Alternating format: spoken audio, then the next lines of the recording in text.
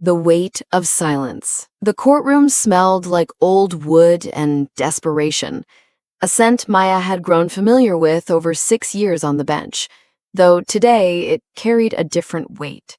She sat in the third row of the gallery, dressed in a charcoal blazer and simple white blouse, her hair pulled back in a low bun. No robes, no gavel, just another person waiting for family court to grind through its miserable machinery. Her fingers traced the edge of her leather portfolio. Inside, financial statements, custody proposals, mediation records. Everything documented, everything precise. She'd learned early in law school that preparation was armor, and she'd worn that armor every day since. The courtroom filled slowly. Lawyers shuffled papers. A bailiff checked his watch. Somewhere behind her, a baby cried, quickly hushed. Maya didn't turn around. She knew her ex-husband, Derek, would arrive last. He always did. Lateness was a power play for him, a way of saying the world operated on his schedule. She checked her phone. One message from her colleague, Judge Patricia Chen. "Good luck today. Stand your ground. You've got this." Maya almost smiled. Patricia didn't know the half of it. The double doors opened. Derek walked in with his attorney, a sharp-dressed man named Killian, who specialized in making mothers look unstable. Derek caught her eye and smirked, that same smirk that used to make her stomach turn, back when his opinions still mattered, back when she'd believed his version of who she was. She looked away, not of fear, out of disinterest. Then the doors opened again. Maya's breath caught. Her mother walked in. Catherine Rodriguez moved through the courtroom like she owned it, her designer handbag clutched against her cream-colored suit, her heels clicking sharp and deliberate. She didn't look at Maya. She walked straight to Derek's side of the room and sat 2 rows behind him. Maya's hands went cold. What is she doing here? They hadn't spoken in 8 months, not since Maya had finally set a boundary her mother couldn't bulldoze through. Catherine had wanted Maya to drop the custody case, to keep the peace, to think about how this looks to the family. When Maya refused, Catherine had delivered her ultimatum. If you go through with this, you're on your own. Maya had chosen herself. She thought that was the end of it. Apparently not. All rise. The room stood as Judge Harold Mitchell entered, a silver-haired veteran of family court who'd seen every manipulation, every lie, every desperate grasp for leverage.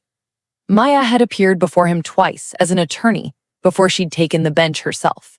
He was fair, thorough, and notoriously intolerant of theatrics. Please be seated. His voice carried the weight of 3 decades on the bench. We're here today for the matter of Rodriguez versus Chen, custody and support modification. Counsel, are both parties present? Derek's attorney stood. Yes, Your Honor. Derek Chen is present, along with his counsel. Maya's attorney, a woman named Lisa Moreno, who'd been through this particular hell herself, rose next. Maya Rodriguez is present, Your Honor. Judge Mitchell nodded, scanning his docket. This is a modification hearing. Mr. Chen is seeking primary custody of the minor child Sophia Chen, age 7, citing concerns about the mother's employment stability and living situation. Ms. Rodriguez contests this modification. Is that correct? Yes, Your Honor, both attorneys said in unison. Maya sat perfectly still. This was the game.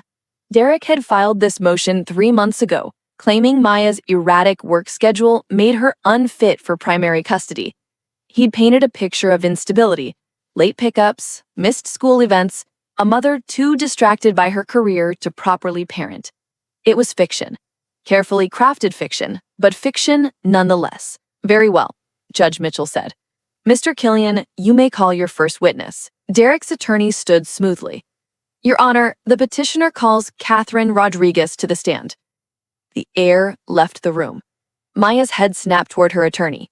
Lisa's face had gone tight with confusion. They'd reviewed the witness list a dozen times. Catherine's name wasn't on it. This was an ambush. Objection, Lisa said, rising quickly. Your Honor, this witness was not disclosed during discovery. We received no notice. Your Honor, Killian interrupted. his voice dripping with practiced reasonableness. Miss Catherine Rodriguez is the respondent's mother. She has direct knowledge of her daughter's employment history and parenting capabilities. She only came forward this morning after learning the full nature of these proceedings. We apologize for the late addition, but her testimony is highly relevant to the question of stability. Judge Mitchell's eyes narrowed. He glanced at Maya, then back to Killian. Approach. Both attorneys moved to sidebar. Maya couldn't hear the exchange, but she could see Judge Mitchell's expression. Skeptical, but considering. Family court ran on flexibility. Ambushes like this weren't uncommon, especially when one side was desperate. After a tense 2 minutes, they returned. "I'll allow it," Judge Mitchell said. "But Mr. Killian, be aware that I don't appreciate surprise witnesses. Keep your examination focused and relevant. Ms. Moreno, you'll have full opportunity to cross-examine." Lisa sat down slowly, leaning toward Maya. "Did you know about this?" Maya shook her head. Her throat had closed. She watched her mother stand and walk toward the witness stand, watched her place her hand on the Bible, watched her swear to tell the truth. Catherine didn't look at her daughter once. Killian approached the witness stand like a shark circling wounded prey. "Ms. Rodriguez, thank you for being here. I know this must be difficult." Catherine dabbed at her eye with a tissue she'd produced from her purse. "It is, but I have to do what's right for my granddaughter." Maya's hands clenched in her lap. The performance had begun. "Ms. Rodriguez, how would you characterize your relationship with your daughter, Maya?" "Strained," Catherine said softly. "I love her, of course, but she's always been difficult, independent to a fault. She doesn't listen to advice, doesn't accept help." "I see. And you have concerns about her ability to provide stable care for Sophia?" "Yes." Catherine's voice grew stronger, more certain. "Maya has never been able to hold down a job, not since college. She moves from position to position, always convinced the next one will be different, but she can't commit to anything. She's impulsive, irresponsible." The words landed like stones in still water, rippling outward. Maya felt eyes turning toward her, felt the weight of judgment settling on her shoulders. This was the narrative Derek had been building, the unstable mother, the woman who couldn't get her life together. And now her own mother was confirming it, under oath. "Can you give us specific examples?" Killian asked. Catherine nodded eagerly. "She worked at 3 different law firms before she was 30, couldn't get along with anyone. Then she disappeared for 6 months, just vanished, wouldn't tell the family what she was doing. When she came back, she claimed she had a new position, but she's always been secretive. She won't talk about her work, won't let anyone visit her office. What kind of legitimate job requires that level of secrecy?" Maya's attorney started to stand, but Maya touched her arm gently. "Not yet." "And this has affected her parenting?" Killian pressed. "Of course it has." Catherine's voice cracked with manufactured emotion. "She's never there for Sophia, always working late, always distracted. That poor child needs stability. She needs a parent who's present, who has a real career, not whatever situation Maya has gotten herself into." The courtroom was silent. Maya watched her mother's face, the slight flush of satisfaction, the way Catherine's fingers gripped the tissue just a little too tightly. This wasn't about Sophia. It had never been about Sophia. This was about control, about punishing Maya for daring to set boundaries, for daring to live a life Catherine hadn't approved. This was about making Maya small again. "Thank you, Miss Rodriguez," Killian said, turning back to his table with poorly concealed triumph. "No further questions." Judge Mitchell looked to Maya's attorney. "Cross-examination?" Lisa stood, but before she could speak, Maya touched her arm again and whispered, "Let me." Lisa's eyes widened. "Maya, trust me." There was a moment of hesitation, then Lisa nodded slowly and sat back down. Maya rose from her seat in the gallery. The courtroom shifted. People sat up straighter, Even Judge Mitchell tilted his head slightly, curious about what was unfolding. Maya walked toward the witness stand, each step measured and calm. She didn't look at Derek, didn't look at the judge. She kept her eyes on her mother. Catherine's face had gone uncertain. This wasn't part of the script. Maya stopped a few feet from the witness stand.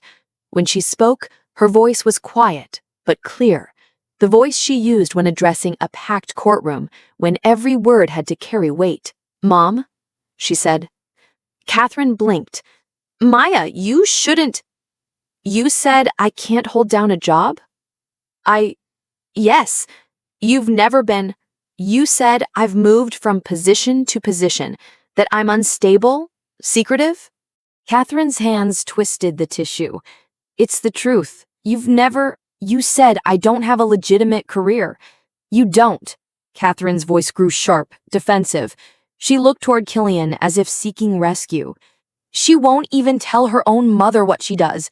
What am I supposed to think? She's ashamed of it, clearly. Probably something temporary, something beneath. I'm a judge." The words fell like a hammer. The courtroom froze. Catherine's mouth hung open, the tissue crushed in her fist. Her face went from pink to white in the span of a heartbeat. "You're what?"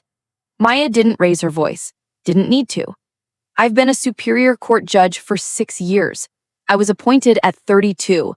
I'm the youngest person to serve on this county's bench in 20 years. The silence was absolute. Catherine stared at her daughter as if seeing a stranger. You can't. I work in dependency court," Maya continued, her voice steady as stone. "I hear cases involving child welfare, abuse, neglect. I decide whether children stay with their families or enter protective custody. It's why I don't discuss my work at family gatherings, Mom. It's confidential. It's also why I'm secretive about my office location, because I regularly issue rulings against people who've hurt children, and judges in my division receive security briefings about potential threats." A lawyer in the back row made a choking sound. Someone else whispered, "Oh my God." Maya took a step closer to the witness stand. "The 3 law firms you mentioned? Those were clerkships and associate positions before my appointment. Standard career progression. The 6 months I disappeared, I was going through the judicial vetting process, background checks, FBI clearance. It's not something you announce until it's finalized." Catherine's hands were shaking. You never told me." "You never asked." Maya's voice didn't waver. "You made assumptions. You decided who I was and what my life looked like. And you never once asked me to tell you the truth." Judge Mitchell cleared his throat. Maya turned to face him, and for the first time, the full weight of the situation seemed to register across his features. His eyes widened fractionally. "Your Honor," Maya said quietly, "I apologize for the irregularity of this situation. I had hoped to keep my professional identity separate from these proceedings, but," she gestured toward her mother, "given the testimony just provided, I felt clarification was necessary." Judge Mitchell's mouth worked soundlessly for a moment, then he looked at his bailiff. "Get me the judicial registry, now." The bailiff practically sprinted from the room. Derek's face had gone gray. He leaned toward Killian, whispering frantically. Killian looked like he wanted to melt through the floor. Lisa Moreno, Maya's attorney, sat with her hand over her mouth, eyes shining with something between shock and vindication. The bailiff returned with a tablet, handing it to Judge Mitchell. He scrolled for a moment, then looked up at Maya. "Judge Maya Rodriguez, Dependency Division, appointed by Governor Newsom in 2019. He set the tablet down and looked at Catherine with an expression that could freeze fire. "Ms. Rodriguez," he said, his voice arctic, "you just testified, under oath, that your daughter, a sitting Superior Court judge, is unemployed and unstable." Catherine's face crumpled. You never told me. You testified that she can't hold down a job, that she's irresponsible, that she's unfit to care for her daughter. You thought wrong." Judge Mitchell's voice could cut steel. "And you did so under oath in an attempt to influence custody proceedings. Do you understand the severity of what you've done?" Catherine looked at Maya, her eyes desperate, pleading. Maya, I was just trying to help Derek take my daughter away from me, Maya said softly. I know. The words hung in the air like smoke. Judge Mitchell called a recess. The courtroom emptied in a flurry of whispers and wide eyes. Maya stood in the hallway outside, leaning against the cool wall, breathing deeply. Lisa found her there. Jesus Christ, Maya, why didn't you tell me? Because it shouldn't matter. I wanted this case decided on the facts, not on who I am professionally. I wanted to be just a mother fighting for her child. Well, congratulations. You're not just anything anymore. Lisa laughed, a slightly hysterical edge to it. Do you know what just happened in there? Derek's case just imploded. His star witness, your own mother, just committed perjury and revealed that she knows nothing about your life. Any credibility he had is gone. Maya nodded slowly.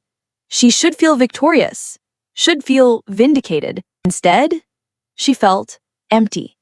The door opened. Catherine stepped out, moving like she'd aged a decade in 30 minutes. She saw Maya and stopped. For a long moment, they just looked at each other. You made me look like a fool, Catherine said finally. Maya felt something break inside her chest. I told you the truth. You humiliated me, in front of all those people. You tried to take my daughter from me, Mom.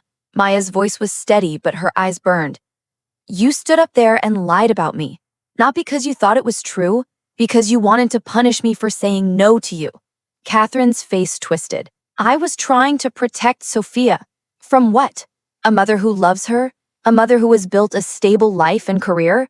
Or from a mother who won't let you control every decision? The words landed. Catherine flinched. You're my mother, Maya said quietly. For 38 years, I've tried to be the daughter you wanted. Obedient, accommodating, small enough to fit in the box you built for me. I went to the college you chose. I dated the men you approved of. I married Derek because you said he was suitable. And when that marriage turned toxic, when he became controlling and cruel, you told me to try harder, to be a better wife, to not air our private matters in public. Maya's voice grew quieter, more dangerous. You told me a good mother sacrifices, a good woman endures. Catherine's eyes filled with tears. I know what you were trying to do, Mom. You were trying to keep me small, keep me manageable, keep me yours. I took a breath. But I'm not yours. I never was. I'm my own person. I built my own life, and you couldn't stand that. That's not true. Then why? The question came out raw. Why did you walk into that courtroom and try to destroy me? Why would you help a man who has hurt your daughter take away your granddaughter? Catherine's mouth opened and closed. No words came. Maya nodded slowly. Because I stopped asking your permission to live. And you couldn't forgive that. She turned to walk away. Maya, wait. Maya stopped, but didn't turn around. I hope it was worth it, Mom. Whatever satisfaction you got from trying to hurt me, I hope it was worth losing me completely. She walked back into the courtroom. When proceedings resumed, Derek's attorney requested a brief consultation with his client. Judge Mitchell granted it. Maya watched them whisper furiously in the corner, watched Derek's face go from angry to desperate. After 5 minutes, they returned. Your Honor, Killian said, his earlier confidence evaporated. My client would like to withdraw his petition for custody modification. Judge Mitchell's eyebrows rose. Withdraw? Yes, Your Honor. After recent revelations, Mr. Chen believes it's in everyone's best interest to maintain the current custody arrangement. Translation, Derek knew his case was dead, and he was trying to cut his losses before Judge Mitchell could issue a ruling that would humiliate him further. Ms. Moreno, Judge Mitchell looked to Maya's attorney. Lisa stood. The respondent has no objection to withdrawal, Your Honor, provided the petitioner agrees to cover all legal fees and court costs associated with this frivolous action. Killian winced, but nodded. Agreed. Judge Mitchell looked at Maya directly. Judge Rodriguez, do you have anything to add? Maya rose. For a moment, she just stood there, feeling the weight of the courtroom, the eyes on her, the story that would spread from this room like ripples in water. "No, Your Honor," she said quietly. "I just want to go home to my daughter." Judge Mitchell's expression softened. "Then this matter is withdrawn. Miss Rodriguez retains primary custody under the existing order. Mr. Chen will bear all costs." He banged his gavel once. "We're adjourned." Maya walked out of the courthouse into October sunlight that felt too bright, too normal. The world should have changed. The ground should have shifted. But the parking lot was just a parking lot. Cars came and went. Life continued. Lisa caught up with her at her car. Maya, I don't even have words. It shouldn't have come to that. Maya unlocked her door. I wanted to keep my work separate. I wanted to be judged as a mother, not as a title. I get that. I do. Lisa touched her arm gently. But sometimes the truth has to be a weapon. Sometimes it's the only thing that cuts through the lies. Maya nodded. She thought about her mother's face when the truth landed. The shock, the humiliation, the desperate scramble for footing on ground that had dissolved beneath her. She should feel triumphant. She felt sad. "What will you do now?" Lisa asked. "Pick up Sophia from school, make dinner, read bedtime stories." Maya smiled faintly. "Be her mom. That's all I ever wanted to be." That evening, Maya sat on her daughter's bed reading from a battered copy of Charlotte's Web. Sophia was curled against her side, thumb in her mouth, a habit she reverted to when feeling anxious. "Mommy? Is Grandma mad at you?" Maya's hand stilled on the page. She'd wondered how much Sophia understood, how much Derek had told her about the custody case. Children always knew more than adults gave them credit for. "Yes, sweetheart. Grandma is mad at me." "Why?" How do you explain betrayal to a 7-year-old? How do you teach them that sometimes the people who are supposed to protect you are the ones who hurt you most? Maya said carefully, "Because I made a choice Grandma didn't like, and sometimes when we make our own choices, people who love us get upset." Sophia was quiet for a moment. "Daddy said you're never home. He said you don't have time for me." Maya's chest tightened. "Do you believe that?" Sophia looked up at her mother with serious dark eyes. "No. You're always here for the important stuff. You came to my play even though it was in the middle of the day. And you made cookies for my class even though you were tired. And you read to me every night." Tears burned Maya's eyes. "I try, baby. I try so hard." "I know." Sophia snuggled closer. "Mommy, what do you do at work?" Maya took a breath. She'd kept this separate for so long, had built walls between her professional life and her personal one. But Sophia was getting older. She deserved truth, even if it was complicated. "I'm a judge, honey." "Do you know what that means?" Sophia nodded slowly. "They wear the black robes, and they decide things." "That's right. I help decide important things about families, about keeping children safe." Lisa caught up with her at her car. Maya, I don't even have words. It shouldn't have come to that. Maya unlocked her door. I wanted to keep my work separate. I wanted to be judged as a mother, not as a title. I get that. I do. Lisa touched her arm gently. But sometimes the truth has to be a weapon. Sometimes it's the only thing that cuts through the lies. Maya nodded. She thought about her mother's face when the truth landed. The shock, the humiliation, the desperate scramble for footing on ground that had dissolved beneath her. She should feel triumphant. She felt sad. "What will you do now?" Lisa asked. "Pick up Sophia from school, make dinner, read bedtime stories." Maya smiled faintly. "Be her mom. That's all I ever wanted to be." That evening, Maya sat on her daughter's bed, reading from a battered copy of Charlotte's Web. Sophia was curled against her side, thumb in her mouth, a habit she reverted to when feeling anxious. "Mommy? Is Grandma mad at you?" Maya's hand stilled on the page. She'd wondered how much Sophia understood, how much Derek had told her about the custody case. Children always knew more than adults gave them credit for. Yes, sweetheart, Grandma is mad at me. Why? How do you explain betrayal to a 7-year-old? How do you teach them that sometimes the people who are supposed to protect you are the ones who hurt you most? Because I made a choice Grandma didn't like, Maya said carefully. And sometimes when we make our own choices, people who love us get upset. Sophia was quiet for a moment. Daddy said you're never home. He said you don't have time for me. Maya's chest tightened. Do you believe that? Sophia looked up at her mother with serious dark eyes.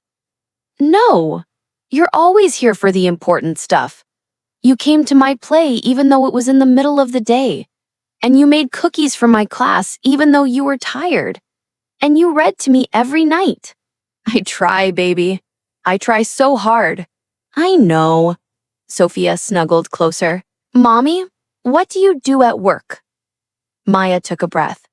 She'd kept this separate for so long, had built walls between her professional life and her personal one.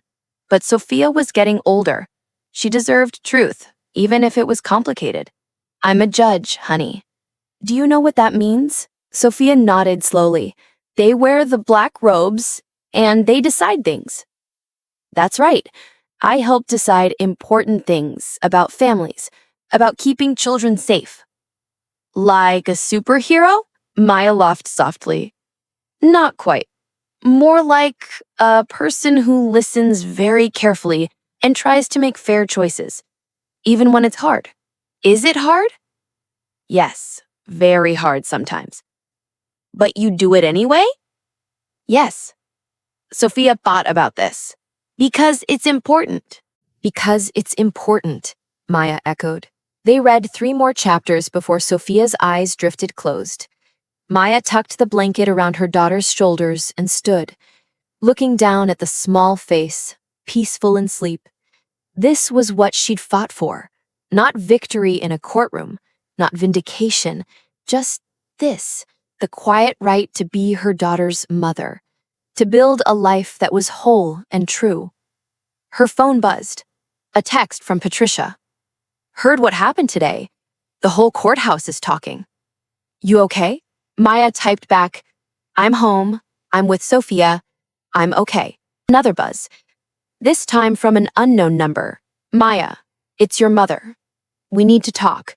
Maya stared at the message for a long moment.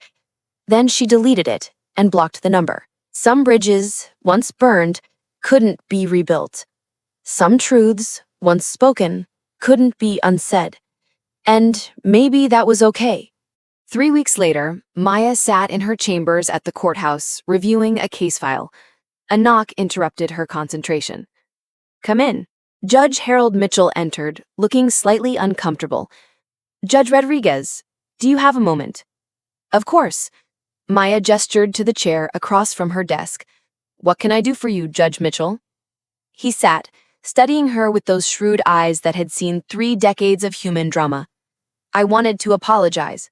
Maya blinked. For what? For not recognizing you that day in my courtroom.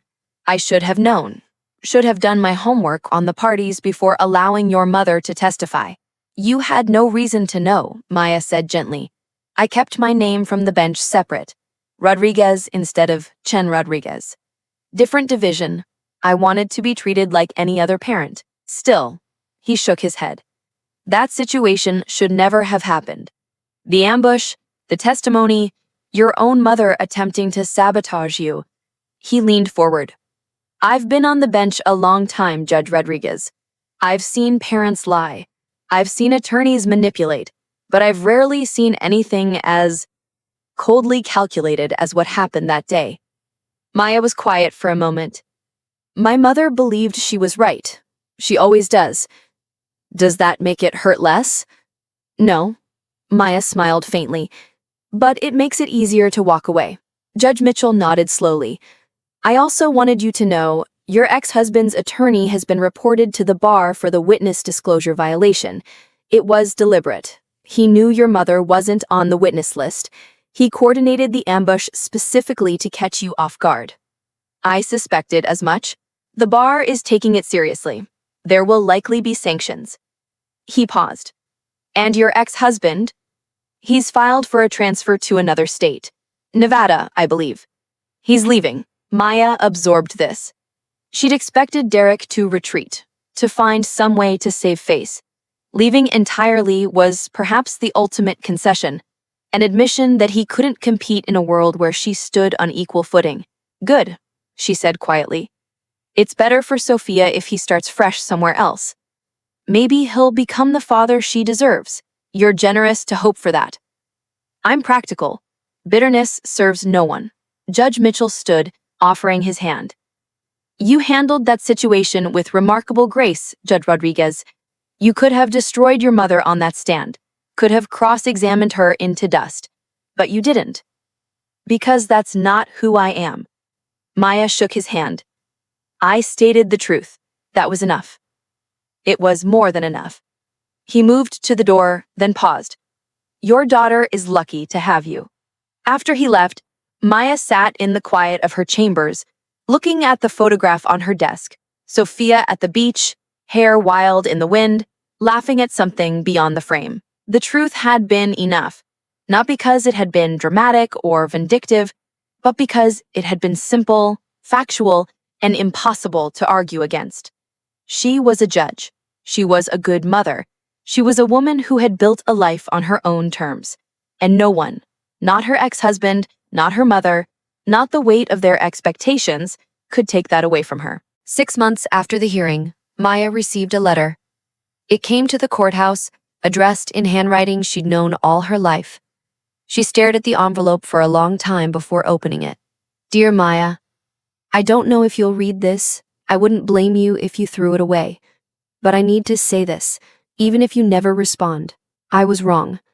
Not just about your job, though that was spectacularly, humiliatingly wrong, but about everything, about who you are, about what you needed from me, about what love should look like between a mother and daughter. I spent your entire life trying to shape you into something I understood, something safe, something that fit my idea of what a woman, a wife, a mother should be. And every time you grew beyond those boundaries, I panicked. I tried to prune you back, to keep you contained. That day in court, when you told the truth, when I saw the woman you'd become, I realized I don't know my own daughter. And that's my fault. My failure. I don't expect forgiveness. I don't expect you to call or write back. I just need you to know that I'm proud of you. I'm in awe of you. And I'm sorry I couldn't see you clearly until you were forced to show me. You are remarkable. You always have been. I just wasn't ready to admit that it had nothing to do with me. Mom. Maya read the letter 3 times. Then she folded it carefully and placed it in her desk drawer. She didn't respond. Maybe someday she would. Maybe the wounds would heal enough for conversation, for cautious rebuilding. Maybe Sophia would be the bridge between them eventually, the way grandchildren often were. But not today. Today, Maya went home. She picked up Sophia from school. They stopped for ice cream, a Tuesday treat for no particular reason except that they could. They laughed about a funny story from Sophia's day. They talked about an upcoming field trip. They were okay, more than okay. They were free. 2 years later, Maya was appointed to the appellate court, the youngest appellate justice in the state's history. The swearing-in ceremony was packed with colleagues, attorneys, and family. Sophia sat in the front row, 9 years old now, wearing a dress she'd picked out herself. She beamed with pride as her mother took the oath. In the back row, mostly hidden by the crowd, Catherine Rodriguez sat alone. She didn't approach after the ceremony, didn't try to congratulate Maya or take credit. She just sat and watched her daughter accept the robe of an appellate justice, watched her give a speech about fairness and compassion and the weight of truth. When Maya finished speaking, their eyes met across the crowded room. Maya didn't smile, but she nodded, a small acknowledgement of presence, of witness. Catherine nodded back, tears streaming down her face. It wasn't forgiveness, not yet, maybe not ever, but it was truth. And sometimes That was the strongest thing two people could share. In the end, Maya's victory wasn't about exposing her mother or humiliating her ex-husband. It was quieter than that. It was about standing in her truth so completely, so confidently, that lies couldn't touch her. The courtroom had been a stage for betrayal, but it became a stage for something else too. For the moment when a woman who'd spent years being diminished, dismissed, and doubted finally said, "This is who I am, and it is enough." The silence that followed wasn't defeat. It was recognition. And in that recognition, she found something stronger than vindication. She found herself.